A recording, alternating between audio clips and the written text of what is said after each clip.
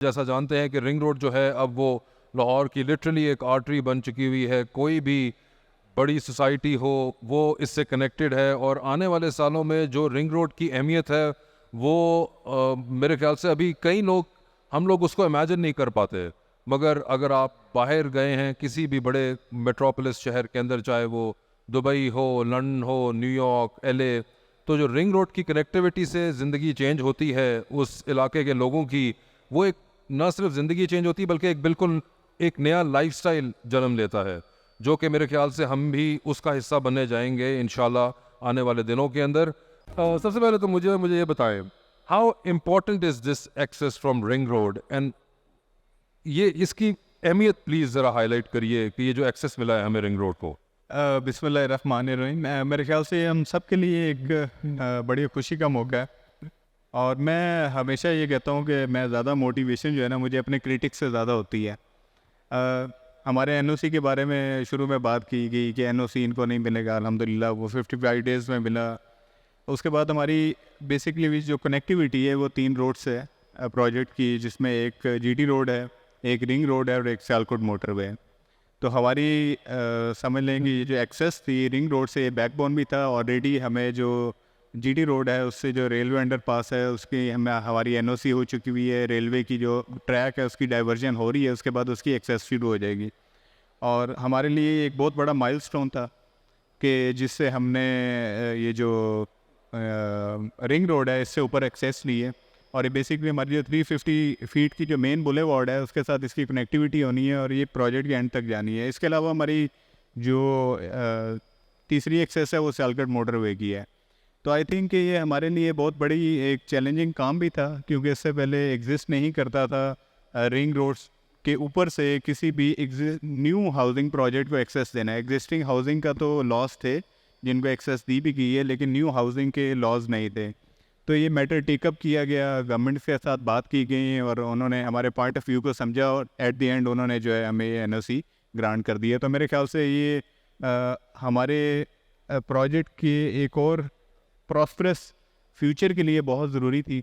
और मैं समझता हूँ कि ये एक बहुत बड़ी अचीवमेंट है। बहुत सारे लोग जो हैं इसके पीछे जो एफ़र्ट्स हैं उसको समझ नहीं सकते हैं।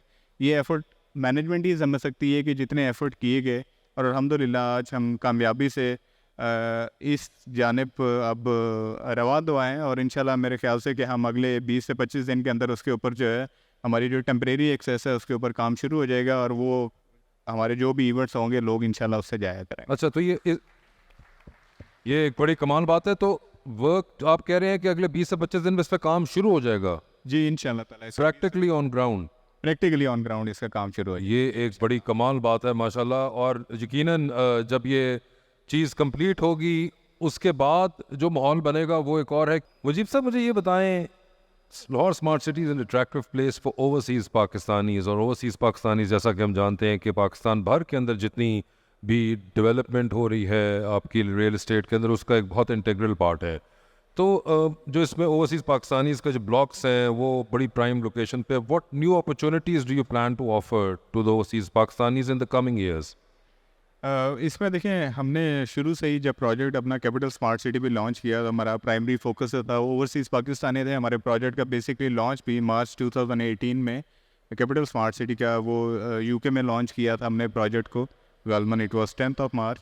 देखिए, ओवरसीज़ पाकिस्तानी जो हैं वो एक स्ट्रेंथ हैं, और आज हम अगर गवर्नमेंट लेवल पे भी देख लें तो हमारे लिए वो एक बैकबोन की हैसियत रखते हैं।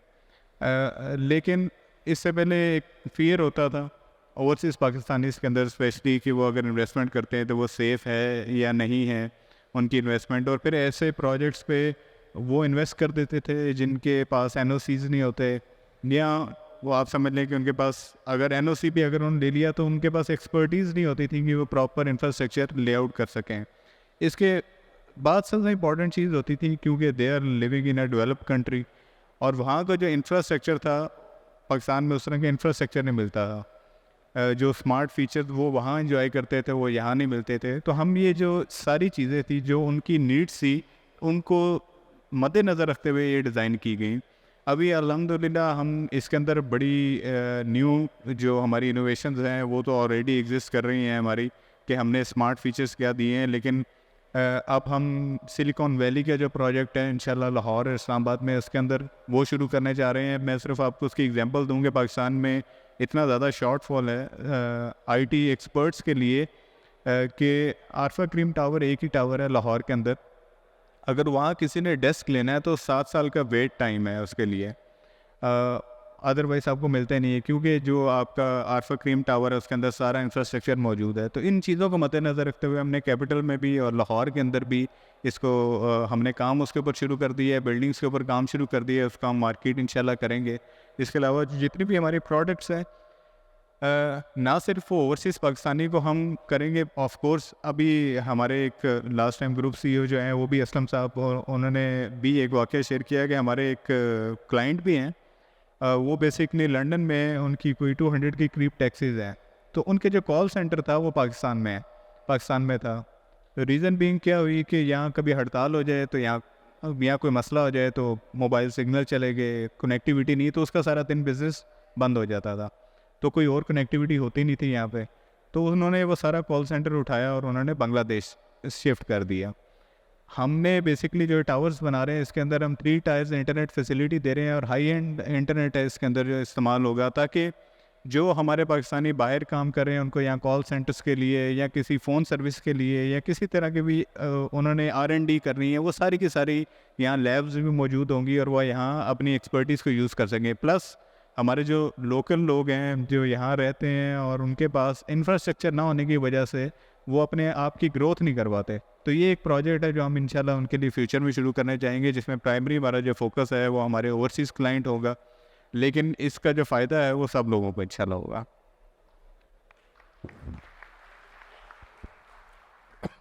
मुजीब साहब, मुझे ये बताएं, एक बड़ा कॉमन मैन का क्वेश्चन मैं आपसे अगर पूछूं, कोई भी, अब आपको पता है जब एक इंसान इन्वेस्टमेंट करने निकलता है तो उसके जहन में 1000 सवाल होते हैं। उन सवालों में से सबसे जो बेसिक सवाल है वो ये होगा कि जी मैं स्मार्ट सिटी में इन्वेस्ट करता हूँ, मुझे बताएं कि मुझे क्यों यहाँ पे इन्वेस्ट करना चाहिए, चाहे इन्वेस्टमेंट पर्पसेस के लिए हो या फिर अगर मैंने यहाँ पे घर बना के रहना हो या बना बनाया घर मैंने अगर रहना है या इन्वेस्ट करना है, मैं क्यों स्मार्ट सिटी को पिक करूँ? वाकई भाई बड़ा अच्छा क्वेश्चन है।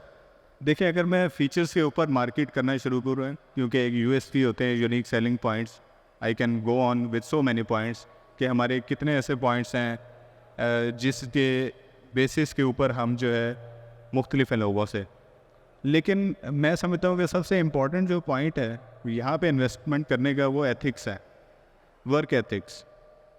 हमने जो चेयरमैन हैं, हमारे जो ग्रुप CEO हैं, हमें ये कैटेगरीली ये इंस्ट्रक्शंस हैं, फर्स्ट कि आपने ओवर सेलिंग की तरफ नहीं जाना। ये हमारे लिए सबसे इम्पॉर्टेंट है कि ओवर सेलिंग की तरफ नहीं जाना, जो आपके पास अवेलेबिलिटी है उसके हिसाब से सेलिंग करनी है।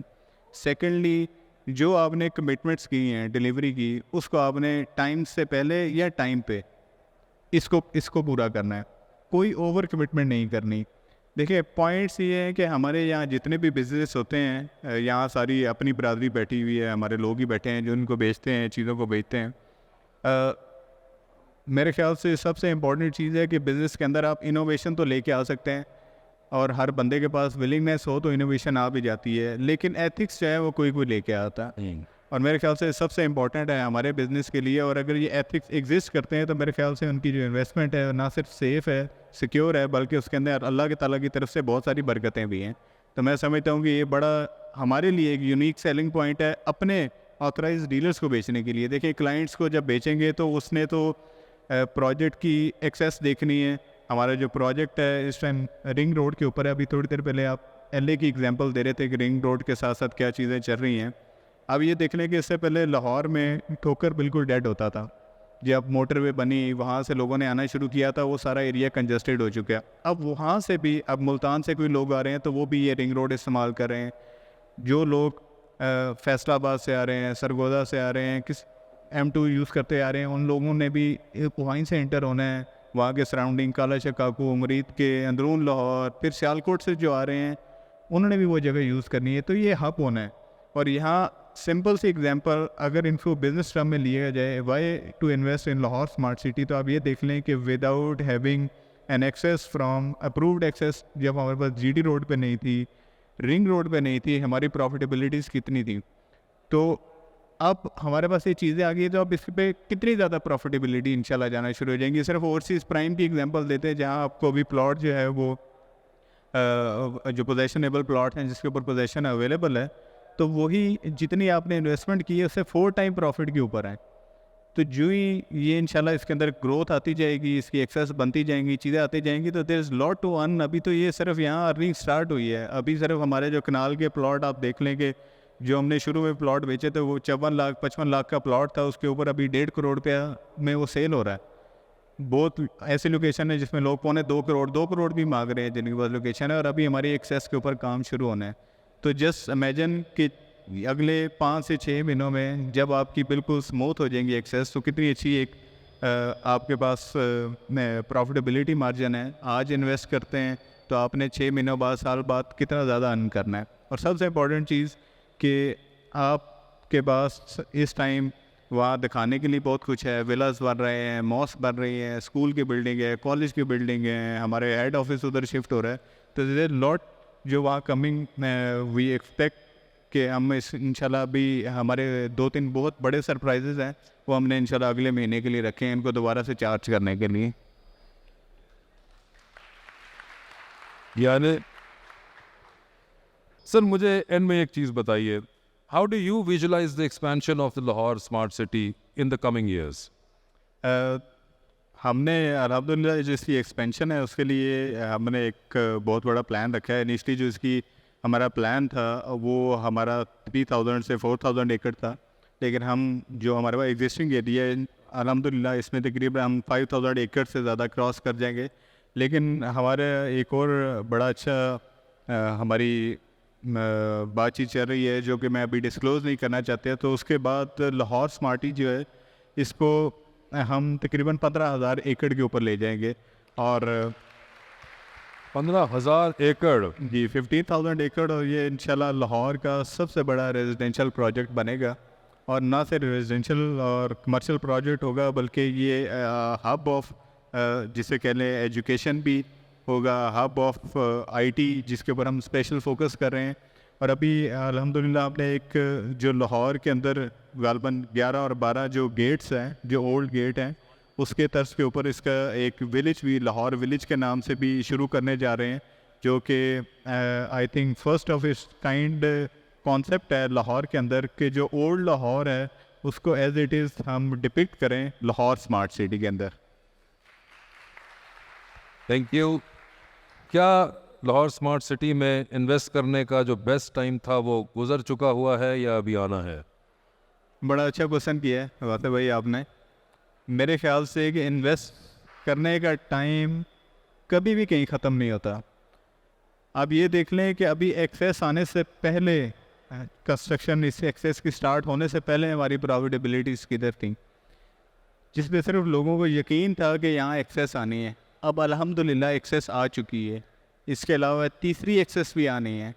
तो मेरे ख्याल से कि ये सबसे राइट टाइम चल रहा है अभी इन्वेस्ट करने का। और इस नीयत के साथ ये भी देखना ज़रूरी है कि देखें आपको इस टाइम जहाँ पूरी मार्केट हमेशा से रियल एस्टेट में यही कहा जाता है, बल्कि अगर इसको थोड़े से ऑड वर्ड्स में कहा जाए तो दुनिया की जितनी भी बड़ी कंपनीज़ हैं वो अपनी रियल एस्टेट की इन्वेस्टमेंट उस मुल्क में जाके करती हैं जहाँ जंग होके वो तबाह हो चुका होता है, क्योंकि उसके बाद दोबारा से रियल एस्टेट ने दोबारा से चलना होता है।